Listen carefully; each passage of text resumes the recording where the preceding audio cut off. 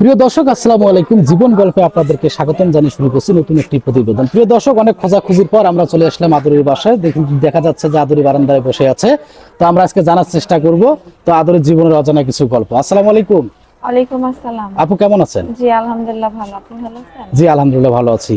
তো আপু, আপনি তো এর আগেও তো প্রতিবেদন দিয়েছিলেন, তাই না? হ্যাঁ। তো আবারও তো আপনি ফোন করছেন প্রতিবেদনের জন্য। আসলে যে আপনার এই বাসার মধ্যে আসতে যা আসলে কষ্ট, এই যে রোড ঘাটের মধ্যে যা জ্যাম, প্রচুর পরিমাণ জ্যাম।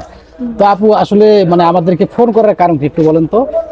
ফোন করার কারণ আপনারা তো জানেন, আমি প্রতিবেদনে গিয়েছিলাম অনেক আশা এবং স্বপ্ন নিয়ে যে একটা ভালো মনের মানুষ পাবো, কিন্তু তেমন ভালো মনের মানুষ পাইনি। দায়িত্ব কেউই নেয় না। আমার আব্বা অসুস্থ ছিল, পরে আমি চলে আসছিলাম। এখন যাওয়ার মতো কেউ পাচ্ছি না, এই জন্য আপনাদের ফোন দিয়েছিলাম যে আপনারা আসেন। এই জন্য তা আপু, বিষয়টা হচ্ছে কি, আমরা যখন লং কোনো প্রতিবেদন করি অনেকেই দেখতে চায় না, আমরা শর্টকাটে প্রতিবেদনটা শেষ করতে চাচ্ছি। আপনার নাম ঠিকানা বলবেন।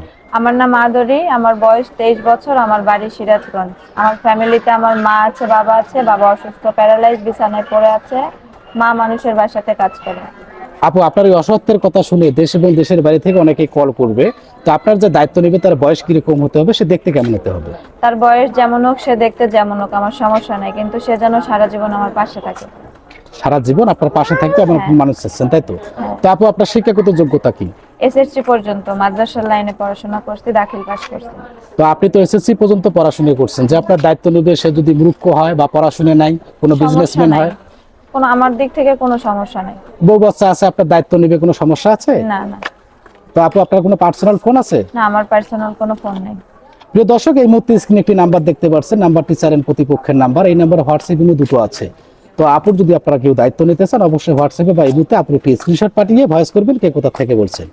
অযথা কেউ ফোন কল দিয়ে বিরক্ত করবেন না। ঠিক আছে আপু, ভালো থাকবেন, সুস্থ থাকবেন। আপনার জন্য শুভকামনা রইল। আসসালামু আলাইকুম। ওয়ালাইকুম আসসালাম। আসসালামু আলাইকুম।